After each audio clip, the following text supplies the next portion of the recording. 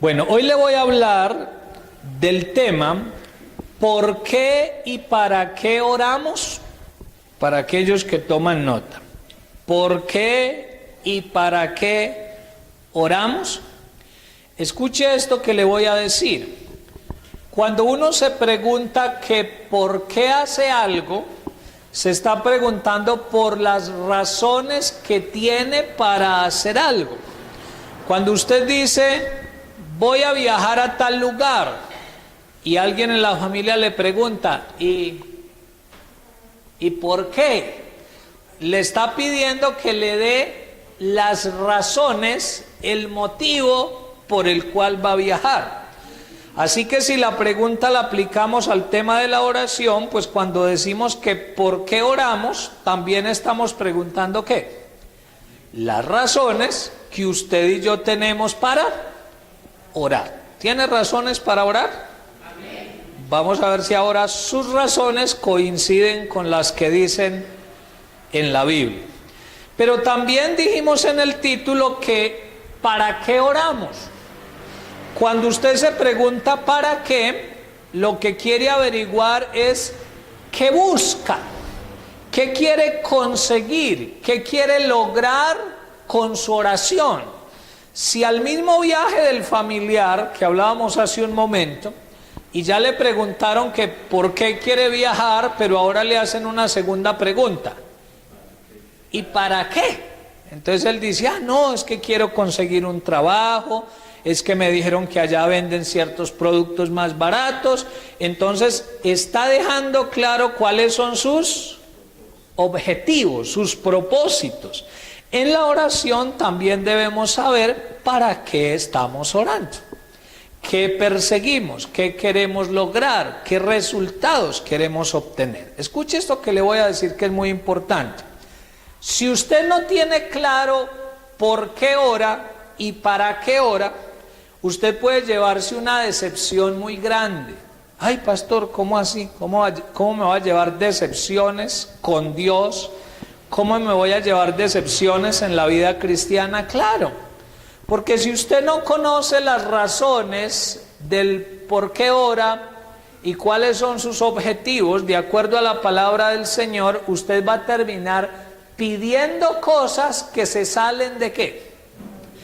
De la voluntad de Dios. Y entonces Dios a esa oración, ¿cómo le va a responder? ¿Una palabra chiquitica? No. Y usted va a quedar decepcionado. Y usted va a decir, ay, pero ¿cuánto tiempo orando por esta situación? Puede que usted ore. Puede que usted ore constantemente. Puede que usted inclusive le ponga toda su fe a esa oración. Y a pesar de que oró constantemente y oró con fe, puede que no lo reciba, pero es porque esa oración no se está ajustando ¿a qué? A la voluntad del Señor. Le voy a poner un ejemplo muy sencillo. Cuando preparaba este tema pensaba en algo. Cuando éramos adolescentes y jóvenes en la iglesia de Pereira, entonces llegaba, por ejemplo, a la iglesia una niña muy bonita y la veíamos que empezaba a servirle al Señor, que cantaba angelicalmente. Entonces todos empezábamos los solteros ¿a qué? A orar. Señor, que sea para mí esta niña. Y resulta que 4, 5, 6, 8 o 10 orando por la misma. ¿A los 10 le puede dar gusto el Señor?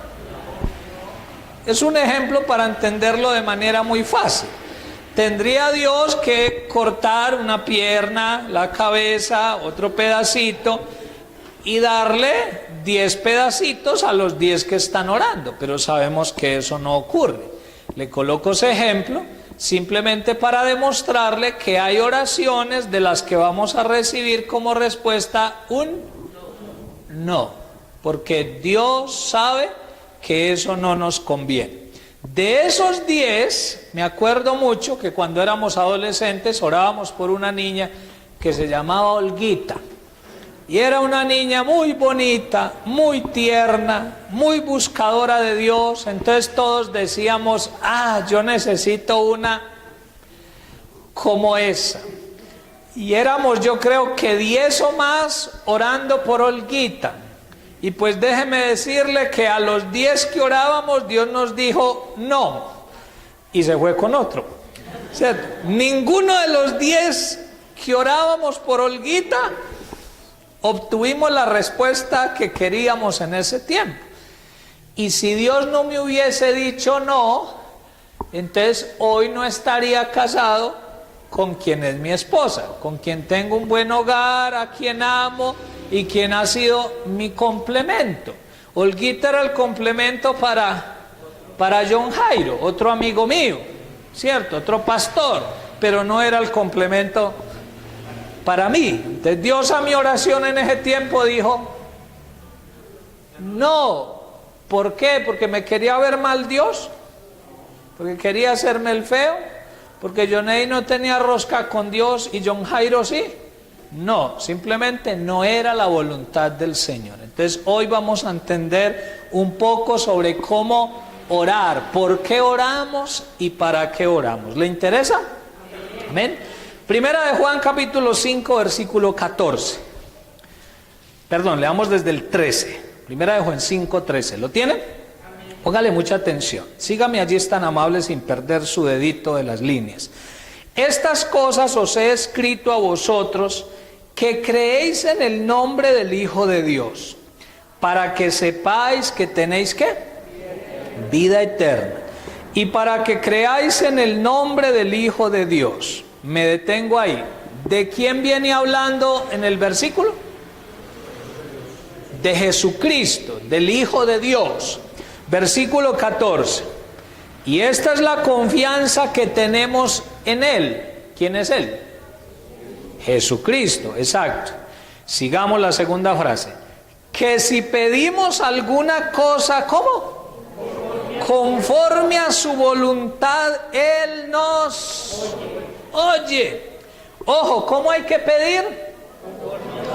Conforme a la voluntad de Dios. Y si pedimos conforme a la voluntad de Dios, Él nos garantiza que nos va a oír, que nos va a escuchar. Y luego mire lo que dice en el 15.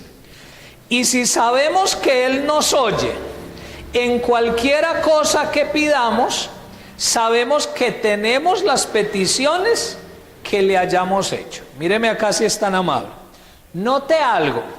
En el versículo 14 nos dijo que usted y yo como hijos de Dios debemos tener una confianza. ¿Cuál es la confianza? ¿En qué se basa la confianza? Que si pedimos alguna cosa conforme a su voluntad, el resultado será que Él nos escuche. Y luego en el 15 aparece en 2 veces la palabra sabemos. ¿Sí lo notó? El primer sabemos, ¿a qué se refiere? Dice, y si sabemos que Él nos oye en cualquiera cosa que pidamos, entonces viene el segundo sabemos. Sabemos también que ¿qué? Que tenemos las peticiones que le hayamos hecho. Se lo voy a poner en palabras más sencillas. Si usted cuando ora y yo cuando oro, pienso bien, analizo bien, escúcheme que mencione estas palabras, pero lo hago con todo respeto, y no oramos bobadas, y no oramos cosas de acuerdo a nuestros caprichos y a nuestros deseos o intereses personales, sino que nos estamos sujetando a la voluntad de Dios, el resultado será que Él nos va a escuchar. Y si sabemos que logramos que Él nos escuchara, entonces también sabemos que ¿qué? Que recibiremos una respuesta, que tendremos una respuesta. Puede que no llegue instantáneamente, pero como usted está pidiendo conforme a la voluntad de Dios, usted va a estar seguro que hay un tiempo señalado para recibir la respuesta y Dios responderá. ¿Cuántos decimos amén? ¿Cuántos sabemos que es así? Voy a mostrarle unos casos en la Biblia que tienen que ver con esto Y la misma palabra nos va a ir dando luz al respecto. Váyase por favor a Daniel. Libro de Daniel. Daniel está después de Ezequiel. Yo le doy como clave los libros que son más gorditos, porque esos los ubica uno más fácil en la Biblia. Y enseguida de Ezequiel está Daniel, capítulo 10. Daniel 10.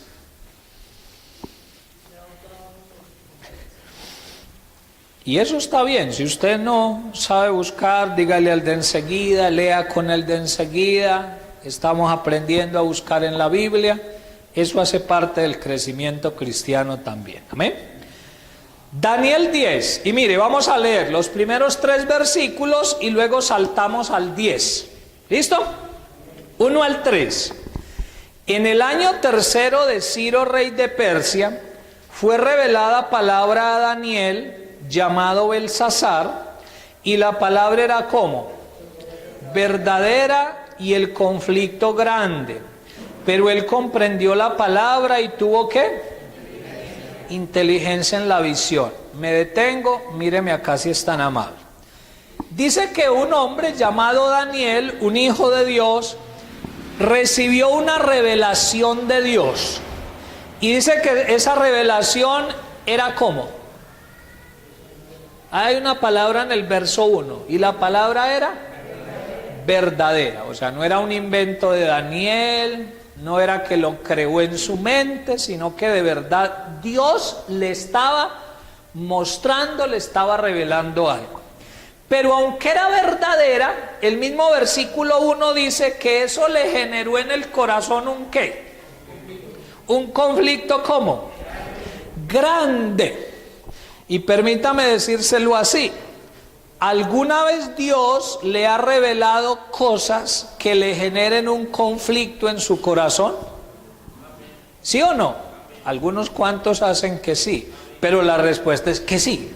A veces Dios revela cosas que lo animan, que usted se emociona y usted dice, ay, qué dicha lo que Dios me mostró, que me va a bendecir, que viene un regalo para mi vida. Pero cuando hay este tipo de revelaciones, le voy a poner un ejemplo. A veces uno como pastor va a orar por alguien que se encuentra enfermo y Dios le muestra que ese enfermo se va a morir. ¿Eso genera conflicto o no? Porque ¿qué está esperando la persona? Que yo le diga, no, pues vengo de parte de Dios a decirle que vea. Usted ya tiene los servicios funerarios listos porque el Señor me dice que vea que le queda poco tiempo. ¿Uno espera dar una palabra de esa? Obviamente que no. Ni a mí como pastor me gusta tampoco. Pero a veces vienen esas revelaciones de Dios, porque es Dios el que maneja soberanamente nuestra vida. Y a Daniel le pasó así. Él recibió una revelación. Usted puede leer los otros capítulos y se va a dar cuenta que tiene que ver con la situación social del imperio y con el pueblo, y dice que esa revelación le generó un conflicto grande. Pero cuando estuvo en ese conflicto, él hizo lo que tenía que hacer. Al final del versículo 1 dice, pero él ¿qué?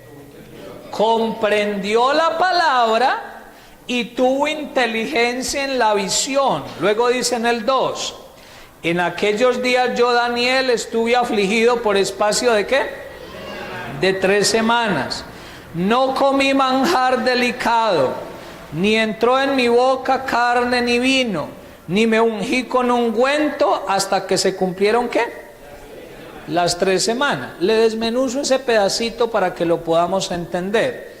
Cuando dice que a él le generó un conflicto grande, pero que él comprendió la palabra, que puso su inteligencia en esa palabra y que declaró un ayuno. ¿Sí lo notó? Ahí dice que por 3 semanas no ¿qué?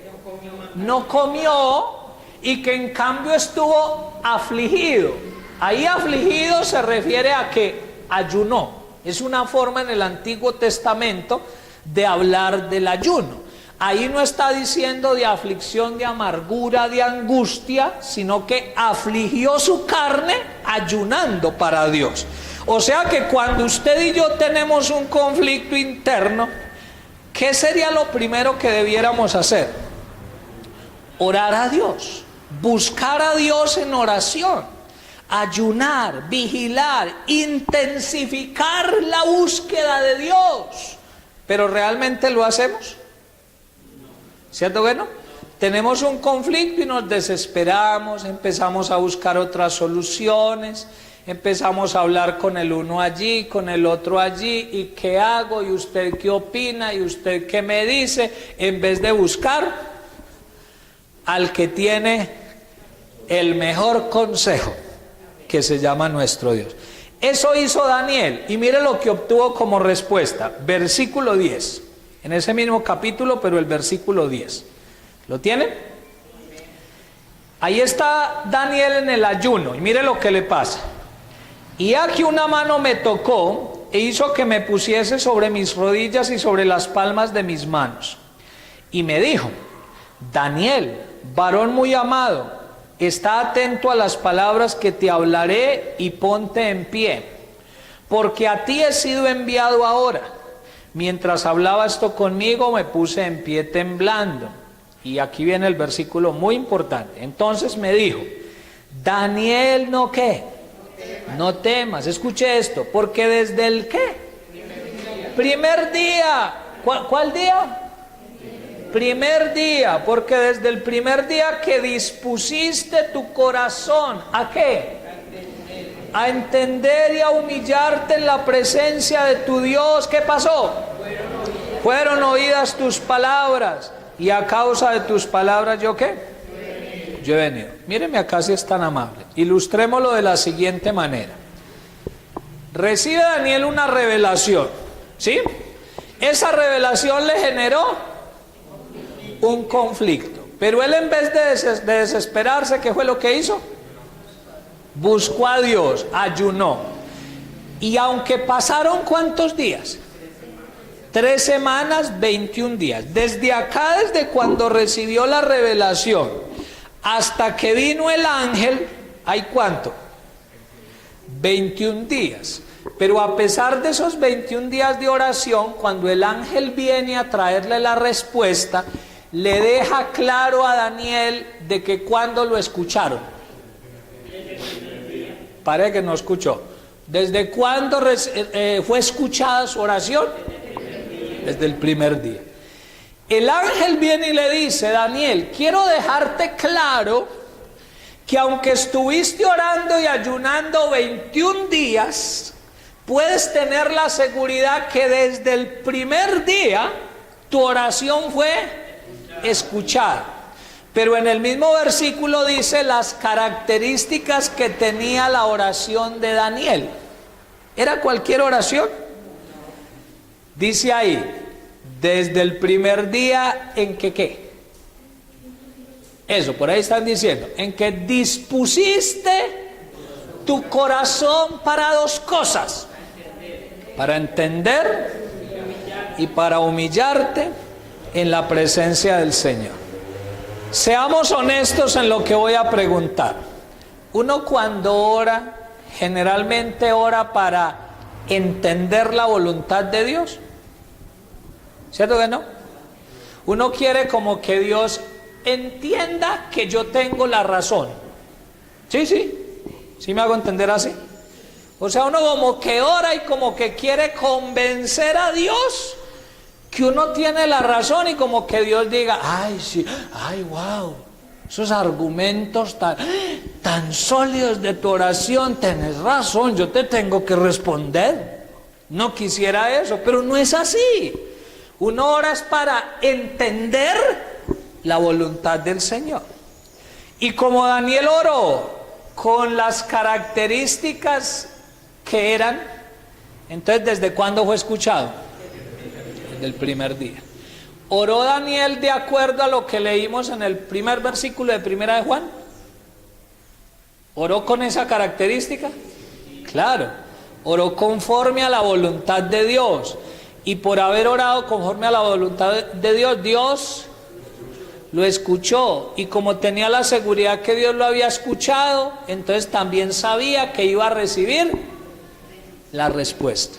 Pero también dice que Daniel dispuso su corazón para entender y para algo más, para humillarse en la presencia del Señor. Le pregunto y seamos honestos, ¿siempre que uno ora se humilla delante de Dios? No. Muchas veces uno llega ante Dios con una actitud arrogante, con una actitud orgullosa, casi que le dice a Dios de frente: Dios, te estás equivocando con lo que estás haciendo con mi vida. Respóndeme rápido, Señor, porque estás equivocado. Hace tiempo que me debía responder y nada que me respondes. Ahí hay humillación. Porque la humillación es rendirse delante del Señor, aceptar que Él es la autoridad, que Él es soberano y que Él puede hacer las cosas como Él quiere. ¿Queremos orar como Daniel? ¿Queremos aprender a orar así? Y si aprendemos a orar así, ¿desde cuándo vamos a ser escuchados? Desde el primer día. Y aunque la respuesta se demore, nosotros tendremos la seguridad que como ya fuimos escuchados, vamos a recibir la respuesta del Señor. Otro caso, el segundo caso, Éxodo, capítulo 2. Acuérdese que Éxodo es el segundo libro de la Biblia, está después de Génesis. Éxodo capítulo 2 y el versículo 23.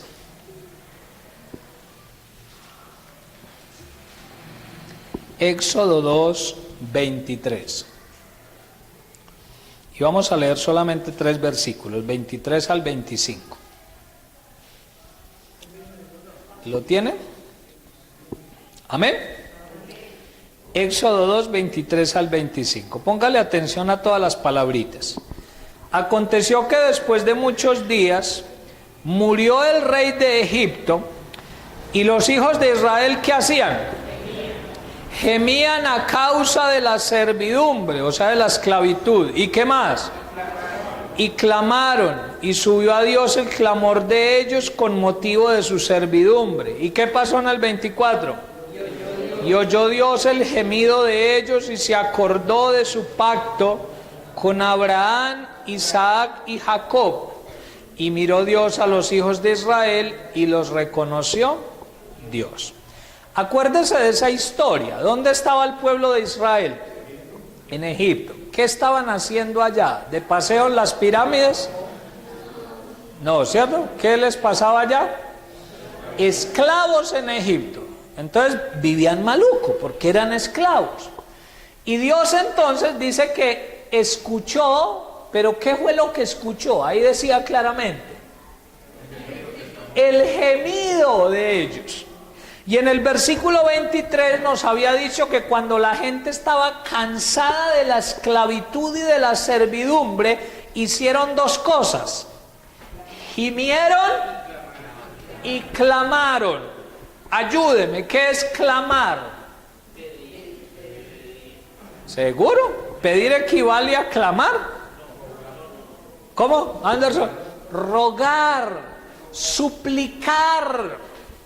Pedir, yo puedo pedir: venga, hermanos, ahorita me traen algo de comerme, al favor, cuando termine el culto. ¿Estoy clamando?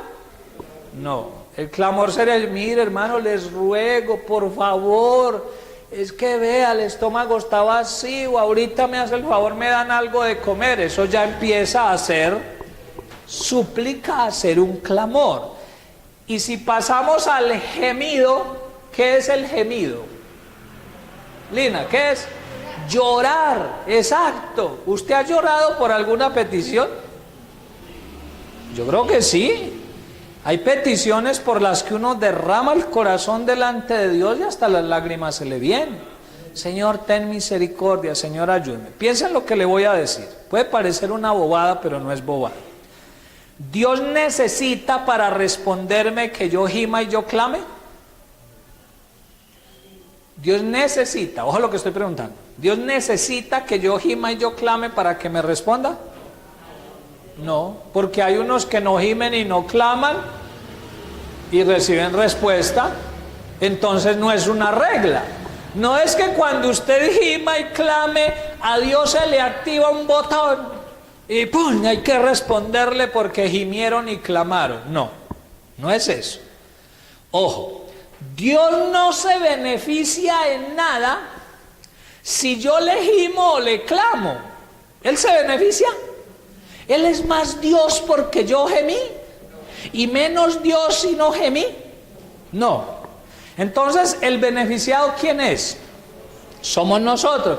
Pastor, ¿y en qué voy a ser beneficiado si me tocó chillar? Llevo días chillando y berreando por esa petición, derramando mi corazón. Claro, ¿cuál es el beneficio? Que a través del clamor y del gemido, el orgullo del ser humano va siendo quebrantado. Porque aunque usted diga que no, usted y yo todavía somos orgullosos. Sí, unos hacen así, otros que no, otros como que no saben qué decir, ¿cierto? Pero yo todavía soy orgulloso, y usted también. Y uno necesita a veces que Dios se demore en responder para que mi autosuficiencia, mi orgullo empiece a ser doblegado y uno pase de la oración normalita al gemido y al clamor. Y yo creo que allá tenemos que volver. ¿Usted cree, por ponerle un solo ejemplo, usted cree que la iglesia en Colombia está gimiendo por Colombia? De pronto unos cuanticos por ahí puede que lo hagan. Pero la situación de Colombia merecería que usted y yo derramemos continuamente el corazón y lloremos por la situación de Colombia. Pero todavía no hemos querido doblegar el corazón. Señor, ayuda a Colombia, pero lo decimos ahí como chiquitico. Pero es necesario que gimamos delante del Señor. A veces tenemos una situación familiar y estamos pidiendo, pero no estamos clamando y gimiendo. Así que hay que aumentar en ese nivel de oración. ¿Me estoy haciendo entender? Dice la palabra entonces que cuando gimieron y clamaron, como respuesta, ¿qué pasó en el 24? Dios los oyó. Dios le puso atención a esa oración. Y para no leerla, usted conoce la historia. Dios levanta a un hombre que se llama Moisés. Moisés se vuelve el caudillo del pueblo, el líder del pueblo, y Dios lo usa para que ¿qué? Saque de Egipto a ese pueblo. ¿Respondió Dios? Sí, porque hubo un pueblo que clamó y gimió conforme a su voluntad. Y cuando clamamos así, Él oye.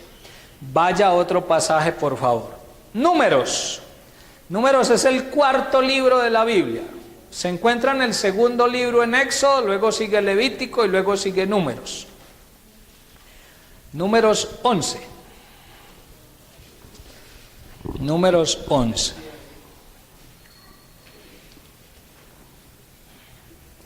Números capítulo 11. Me dice amén cuando lo tenga, por favor. Amén. ¿Listo todos? Vamos a leer el capítulo. Es un poquito largo, voy a ir leyendo y me detengo para irle explicando. Versículo 1. Aconteció que el pueblo hizo una cosa. ¿Qué hizo? Se quejó a oídos de Jehová. ¿Alguna vez usted ha orado pero quejándose? ¿Sí o no? Hay unos de ustedes muy mentirosos. O angelitos aquí que yo tengo los domingos. ¿Cuántos a veces nos quejamos en la oración? Yo también. A veces la oración no es de humillación, no es para entender, sino quejándose delante del Señor. Y aquí dice que el pueblo se quejó a oídos del Señor, a oídos de Jehová. ¿Y qué pasó? Y lo oyó Jehová. Si uno leía hasta ahí, uno podría decir, ay, mira, tan bueno quejarse. Porque si uno se queja, él como que se cansa de que uno se queje y le responde. Entonces empecemos todos a quejarnos ahorita, ¿cierto? Y resulta que mira lo que sigue diciendo. Y lo oyó Jehová, ¿y qué más? Y ardió su ira, y se encendió en ellos fuego de Jehová, y consumió uno de los extremos del campamento. Me detengo otra vez. ¿Oyó Dios? Sí. Pero el oír de acá es el mismo oír de primera de Juan 5. No. Este oír es el mismo oír de Daniel. Este mismo oír es el de Éxodo. No. Este es un oír diferente. Obviamente Dios oye todas las oraciones, porque Él conoce todo. La Biblia dice que usted ni siquiera lo tiene que decir con los labios, con su lengua, y Él ya sabe lo que hay en el corazón. Pero el oír de primera de Juan se refiere a oír para responder. Aquí oyó, se dio cuenta de la oración, pero se enojó. No le agradó. Y se enojó tanto que ¿qué hizo? En palabras sencillas, un incendio en medio del pueblo. Ahí no me dice exactamente cómo fue, pero yo creo a lo que ahí dice. Parte del campamento se incendió. Versículo 2. Entonces el pueblo clamó a Moisés. ¿Y Moisés oró a quién? A Jehová. Y el fuego se extinguió. Sigamos.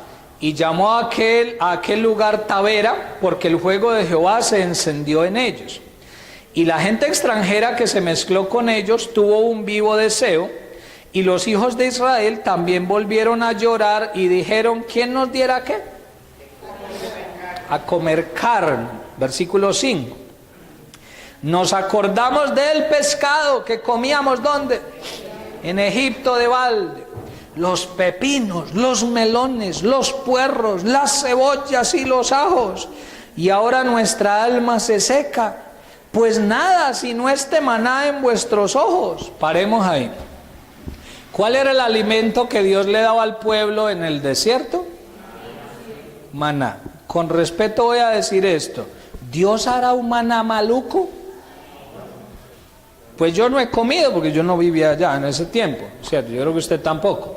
Pero automáticamente uno sabe que las cosas que Dios hace son excelentes, son buenas.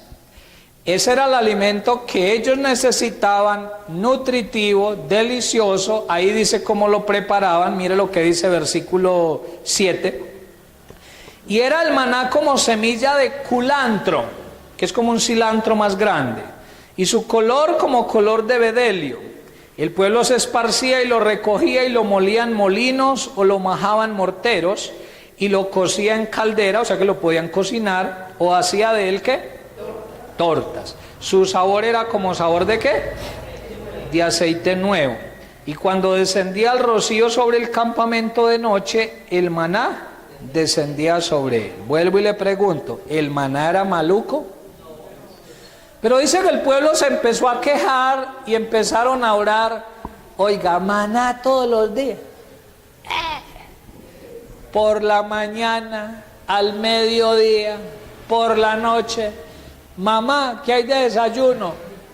Maná. De almuerzo, maná. Por la mañana tortas, al mediodía cocinadas. Mamá, y por la noche, maná. Otra vez. Pero era el alimento del Señor, era la voluntad del Señor. ¿Y ellos qué querían? Carne. Señor, no encontrar por acá un SAO, una Olímpica, un Éxito en el desierto para ir y comprar carne, porque queremos carne, estamos cansados de comer eso. ¿Era la voluntad de Dios que ya comieran otra cosa? No.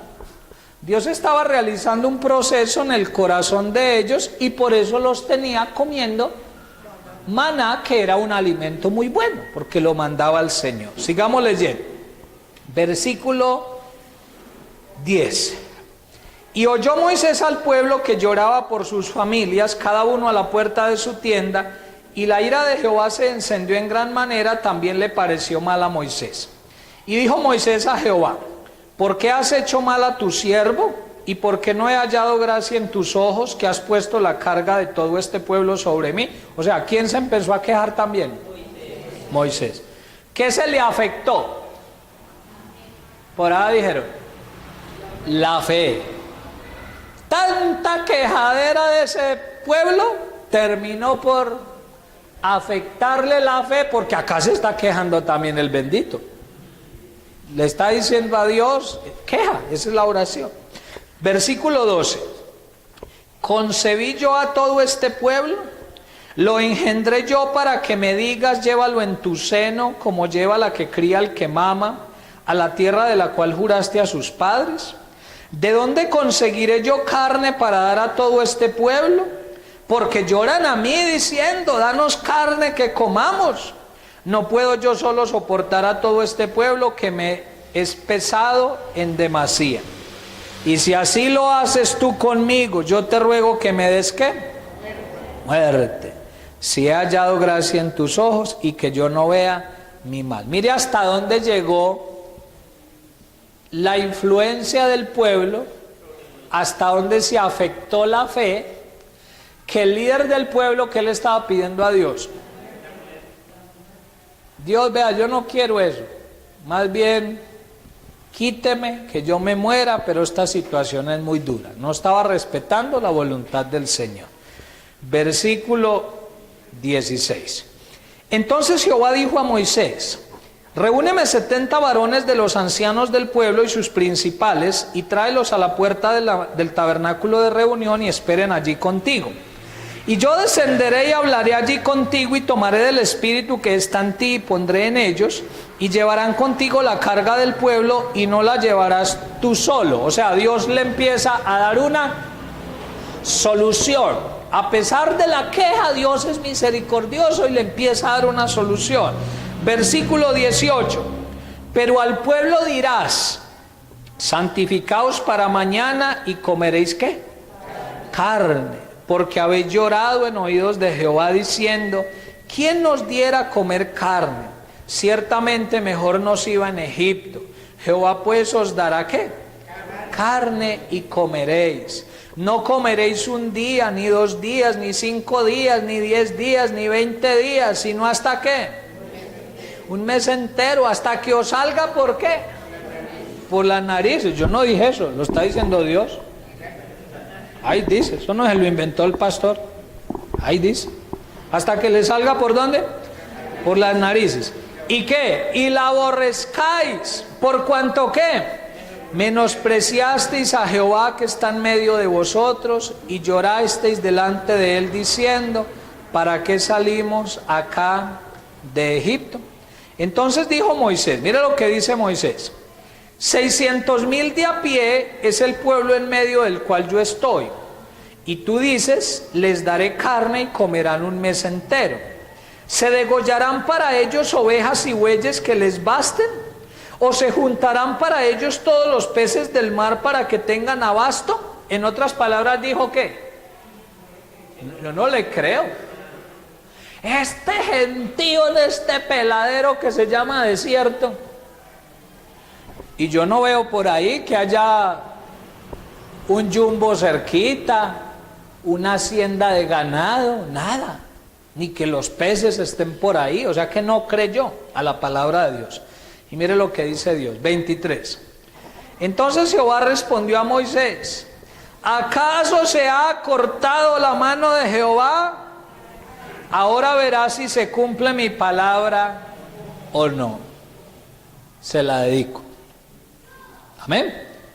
Porque cuando nosotros nos quejamos y decimos, pero qué maluca esta situación que yo estoy llevando, Dios como que no me responde, estoy cansado de lo mismo, entonces la promesa de Dios se mantiene.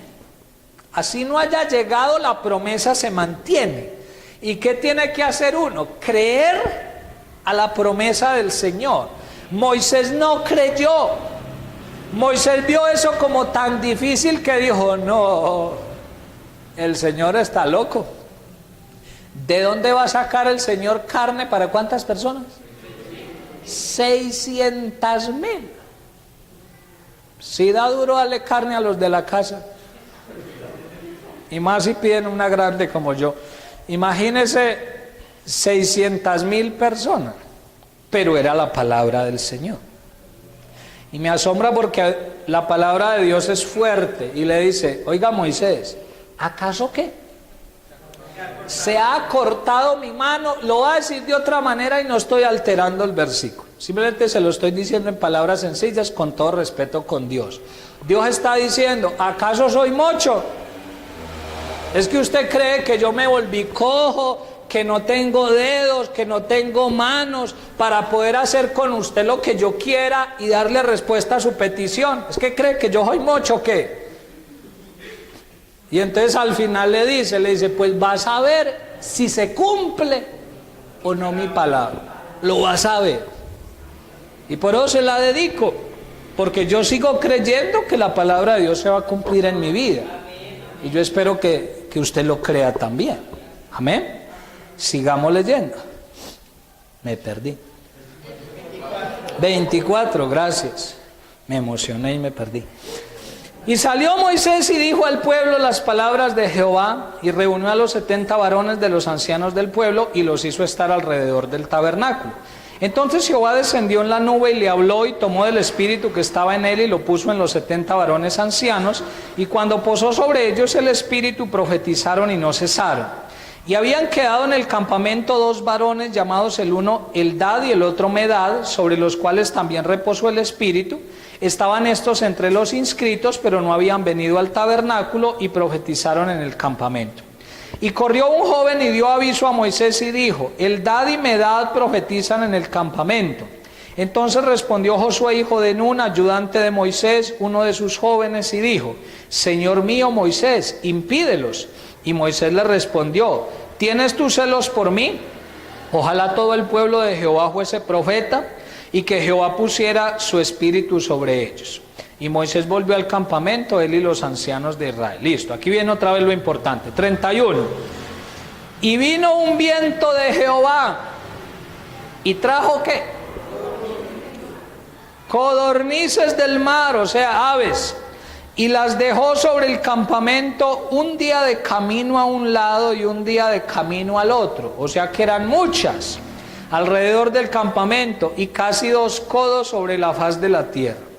Entonces el pueblo estuvo levantado todo aquel día y toda la noche y todo el día siguiente, y recogieron pollo, bueno, codornices. El que menos recogió, ¿cuánto recogió? 10 montones, y las tendieron para sí a lo largo alrededor del campamento. Aún estaba la carne entre los dientes de ellos antes que fuese masticada. ¿Cuándo qué? Uy, ¿cuándo qué? La ira de Jehová se encendió con el pueblo, e hirió Jehová al pueblo con una plaga muy grande. Y llamó el nombre de aquel lugar Kibrot Ataaba, por cuanto allí se sepultaron al pueblo codicioso. De Kibrot Ataaba partió el pueblo a Aserot, y se quedó ¿dónde? En Aserot. ¿Por qué le leí hasta allí? Simplemente para mostrarle que cuando uno no lee el capítulo completo, uno podría pensar que vale la pena quejarse, como que uno lo ve como bueno, ay, el pueblo se quejó y obtuvo la respuesta. Pero ahí queda claro al final del capítulo que aunque Dios les concedió lo que ellos habían pedido, no había ¿qué? Agrado en el corazón de Dios. ¿Cómo estaba Dios? Enojado, disgustado, dolido con el pueblo porque se habían ido en contra de su voluntad. Y les respondió, ¿sí? Permítame decirlo así nuevamente con todo respeto. A veces usted y yo tallamos y tallamos tanto con la misma oración, y nos ranchamos a esa oración. No es que Dios pierda la paciencia, ojo, no estoy diciendo eso, porque Dios nunca pierde la paciencia. Pero Dios dice, para darle una lección, le voy a conceder. Pero después de esa concesión, le va a ir mal, para que aprenda. Y así le pasó al pueblo, para que uno aprenda que lo mejor es sujetarse a ¿qué? A la voluntad del Señor. ¿Cuántos papás hay aquí? Levanten la mano los que son papás. Yo tomo agüita. De esos papás, baje la mano. ¿Cuántos aman a sus hijos? levanten la mano. Bájela. Y de esos que son papás y aman a sus hijos, todo lo que piden esos mocetones, lo digo con cariño, todo lo que piden esos niños y esos adolescentes y esos jóvenes, usted se lo da y los ama. Y los ama, pero a veces les dice que no. Mamá, me deja irme con el novio por ahí para otra ciudad. ¿Usted qué le dice? No. ¿Por qué? Porque usted le quiere molestar la vida a su hija y que no viva bueno. ¿Es por eso que le dijo que no? No, es cuidándolas porque la ama y le dijo que no. Pero es que usted la ama. Cuando su hijito chiquitico le ve a usted un bisturí en la mano, pero el bisturí es rojito con amarillo y a los niños les gustan los colores vivos.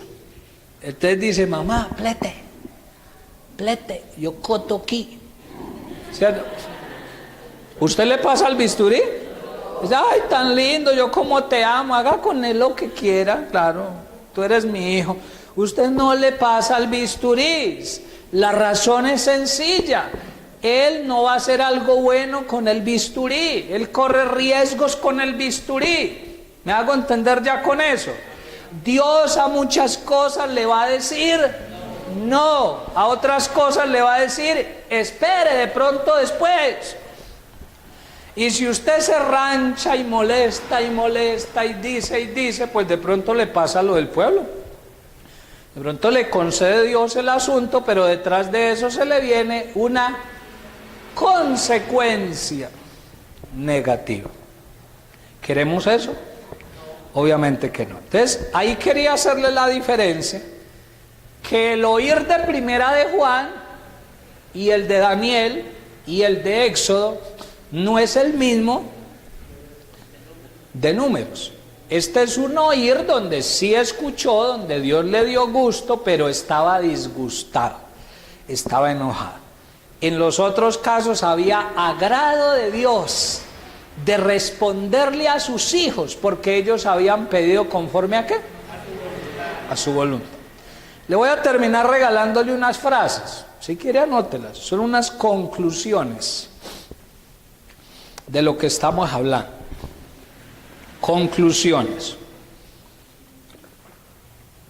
Primera, oramos porque amamos a Dios y porque le necesitamos.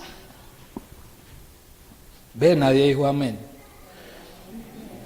Ya, no, están concentrados escribiendo. Oramos porque amamos a Dios y porque ¿qué? Le necesitamos. Yo espero que a partir de hoy usted no ore por torcerle el brazo al Señor. ¿Sí? Como cuando el niño empieza a decir, mamá, bombón, y ya se ha comido 2. Usted le dice, no, ya comió 2. Pero él molesta y molesta y molesta tanto que al final le vence su firmeza, su aparente firmeza y termina ¿qué? Dándole otro bombón. Entonces uno no ora para eso. Uy, voy a cansar a Dios hasta que Él diga, me lo va a quitar de encima y le va a responder. No. Uno ora porque ¿qué? Ama a Dios y porque le necesita. Así no me responda, yo amo a Dios. Así no me dé gusto en todo, yo lo necesito. Y por eso lo busco, no interesado en lo que me va a dar, es porque lo amo, porque es mi Padre y porque lo necesito. Amén. Segundo, oramos para humillarnos ante Él, para comprender su voluntad y para que nos transforme. Segundo, se lo repito, oramos para humillarnos ante Él. Eso ya lo vimos en Daniel.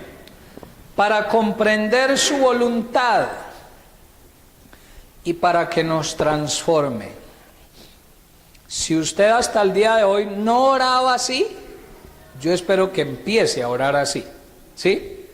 Señor, me humillo ante ti. Señor, yo quiero comprender tu voluntad. Y Señor, yo quiero que tú me ¿qué?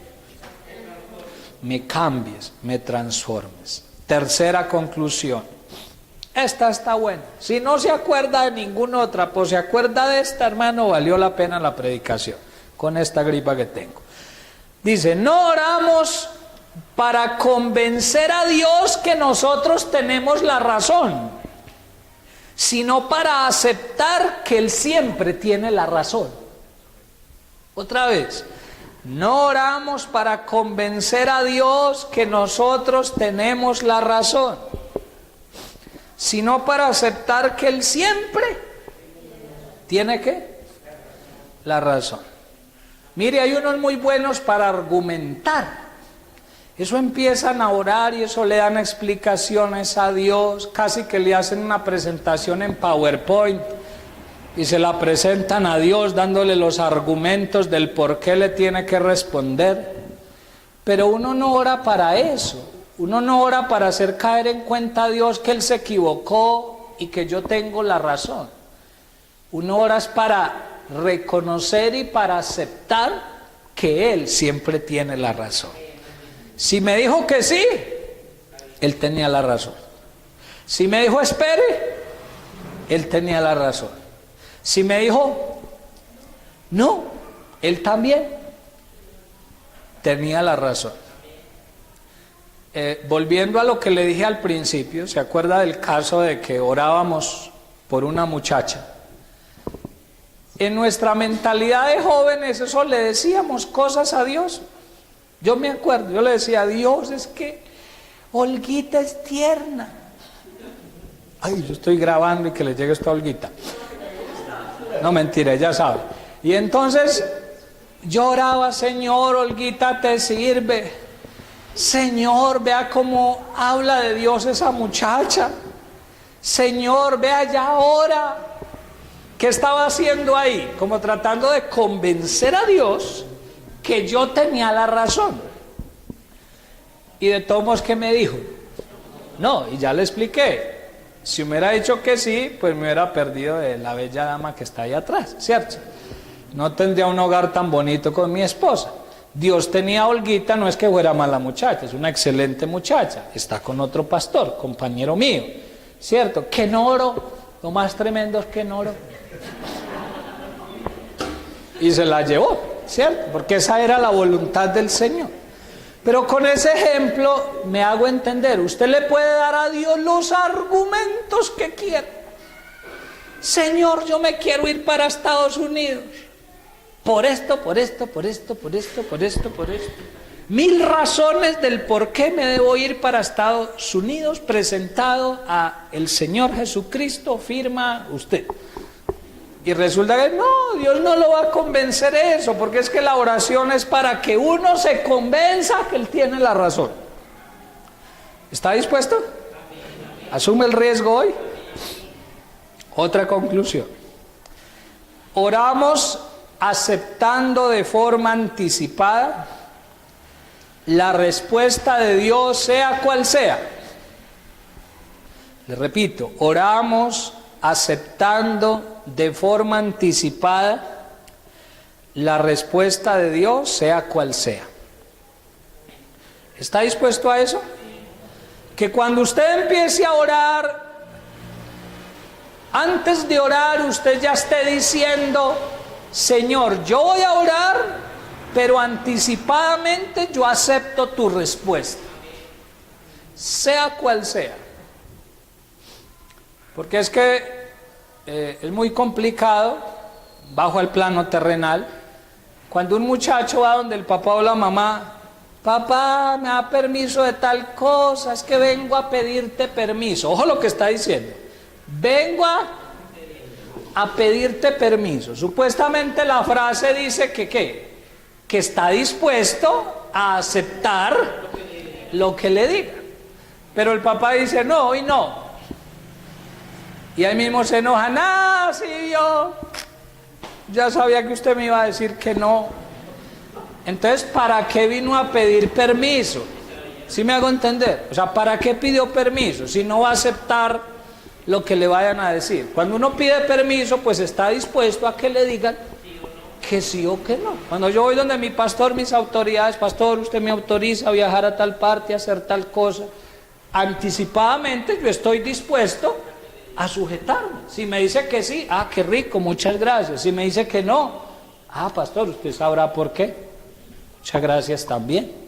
Así debiera ser con Dios. Pero uno a veces no lo hace así. Uno quiere es como que torcerle al Señor el pellizco, y lo digo con respeto, y que Dios como que diga, no, le tengo que responder. Pero así no es, hermano. Y voy a leerle un trocito que tengo acá de algo, y yo creo que ahí le queda también una muy valiosa conclusión. Dice, mire, convencido de que solo Dios sabe cuáles podrán ser las últimas consecuencias de una respuesta a la oración, el creyente acepta de entrada la respuesta afirmativa o negativa del Señor. ¿Sí? La respuesta será la que nosotros desearíamos si tuviéramos el conocimiento que nos falta. Le explico eso. ¿Cuántos sabemos que nos falta conocimiento? ¿O usted se las sabe todas? Yo tampoco me las sé todas. Le ponía a los hermanos del primer culto el siguiente ejemplo. Se lo coloco a usted también. Supongamos que Juan José, el niño de Alex y Aleja, que es el más pequeño, llega y le dice a Alex y Aleja, papá, déjeme manejar hasta Pereira el carro. Alex y Aleja aman a Juan José, ¿cierto? Lo quieren ver bien. Y él está pidiendo algo. ¿Ellos le conceden eso? ¿Y por qué no le conceden? Porque resulta que Alex y Aleja tienen más conocimiento que Juan José, y en ese conocimiento ellos analizan la situación y ellos dicen, él no sabe por dónde es, él no sabe las normas de tránsito, él no sabe manejar todavía, él cree que no es sino mover el volante, él cree eso. Así son los niños, en el poco conocimiento, papá, déjeme mover la dirección. No, Alex y Aleja saben que él no lo podría hacer. ¿Qué le van a decir a esa petición de Juan José? No. Y puede que Juan José se ranche y diga que sí, que quiere y que tal cosa, y le van a decir no. El día que Juan José más adelante, cuando tenga 20 o 25 años y sepa manejar bien, y tenga otros hijitos, y él ya tenga el conocimiento que hoy tiene Alex y Aleja, entonces le van a contar y él va a decir ¿qué? Él se va a enojar y él va a decir, ay, papás tan malos que cuando yo tenía 3 años no me dejaron manejar. ¿Va a decir así? Él va a agradecer, él va a decir, gracias papá por haberme guardado, por haberme amado de esa manera. Porque al tener el conocimiento van a entender. Entonces la frase quiere decir que si nosotros tuviéramos el mismo conocimiento de Dios, nosotros desearíamos la respuesta que Él nos da. Descansaríamos en ese conocimiento de Dios y diríamos, Él sabe más que yo. Y como Él sabe más que yo, Él sabe qué consecuencias voy a tener, Él sabe cómo me va a ir en un futuro si me responde, si me concede eso, uno descansa en la palabra del Señor y en la sabiduría de Dios. Y escuche esta perlita. En muchos casos, la no concesión de nuestras peticiones es la mayor de las bendiciones. ¿Está dispuesto? Se la repito. En muchos casos, la no concesión de nuestras peticiones es la mayor ¿de qué? De las bendiciones. Cuando Dios te dice no, ese no es una bendición. Él te conoce y Él sabe por qué te está respondiendo no. Cuando dice espere, Él sabe por qué está diciendo espere. Y por último, el que ora con una actitud recta se confía plenamente a la sabiduría de su Señor. Amén. Y le termino con lo siguiente, mire. Yo llevo 21 años en el pastorado, como pastor, Pero antes de ser pastor, yo sirvo a Dios más o menos desde los 12 años. O sea que aproximadamente 28 años llevo sirviéndole al Señor. Y en 28 años he escuchado de todo tipo de oración. Unas oraciones que uno queda asombrado de lo que piden ciertos cristianos. Ejemplos. Le dice a uno la hermana X, cualquier hermana: pastor, vea, yo estoy orando por un milagrito. Ore, pastor, ayúdeme a orar por el milagrito. Y cada vez que lo ve a uno en el culto: pastor, sí está orando por el milagrito. Y Dios como que le genera a uno una inquietud. Y uno va y le dice: venga, hermana, ¿y cuál es el milagrito? Pastor, gasté una buena plata en el billete de lotería de la extraordinaria de Navidad. A ver si este año me la gano. Ay, pastor, con eso solucionaría de todo. ¿Será que el Señor me bendice así? ¿Usted cree que eso está acorde con la voluntad de Dios? Obviamente que no. Yo no puedo orar por eso. He tenido casos de gente que le dice a uno: pastor, ora por favor que a mi hijo le vaya bien. Pastor, solo ore por eso, que le vaya bien. Mi hijo. No, sí, hermana, pero más detalles. No, que le vaya bien. Entonces Dios le genera a uno la inquietud, claro. Uno tiene al Espíritu Santo y Dios le genera la inquietud. Venga, hermana, yo no me quedo con la duda. ¿Qué es lo que va a hacer su hijo? Pastor, quiere llegar a Estados Unidos, pero por el hueco. Entonces, ¿será que yo oro por eso? No, yo tengo que decir que no. Claramente le tengo que decir que no. Hermana, empiece a orar, que si es la voluntad de Dios, le abra puertas legalmente para que se lo lleve a Estados Unidos. Amén. Otros, esta me ha pasado. Es que yo no estoy inventando, me ha pasado. Pastor, mire, el lunes vamos para la embajada de los Estados Unidos en Bogotá. Pastor, eso tocó pagar mucha plata para ese pin que hay que comprar. Ay, vamos 4 de la familia, pastor, ore para que esos papeles sean aceptados. Y resulta que adulteraron balances financieros, le pagaron a un contador chichipato torcido para que le hiciera unos papeles torcidos, que le hiciera extractos bancarios que no corresponden.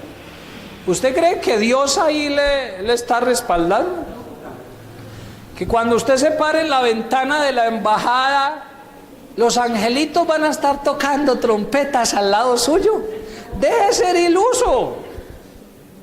No, porque es que Dios respalda lo que se ajusta a su voluntad. Y aquí viene el peor caso, y con ese le termino. Ha pasado: pastor, usted como que lee mucha fábula. No, yo no me la estoy inventando. Un hermano que tenía a su esposa enferma y oraba: ay, pastor, yo sí estoy orando y estoy ayunando, que el Señor se la lleve más bien a descansar. Pero era que tenía otra. Seguro. Entonces la oración de él era que el camino le quedara libre.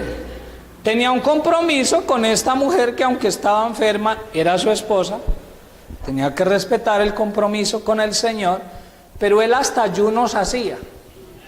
Ay, pastor, yo oro que por favor el Señor se acuerde de ella y se la lleve a descansar. Hasta gemía, como el pueblo de Israel. Pero luego nos dimos cuenta que era que tenía otra y quería el camino libre. Entonces yo creo que con eso queda muy claro que hay que empezar a orar conforme a la voluntad de Dios. Si cambiamos nuestra forma de orar, vamos a obtener muchas respuestas. Dios nos va a bendecir grandemente, pero porque ajustamos nuestra oración a la voluntad del Señor.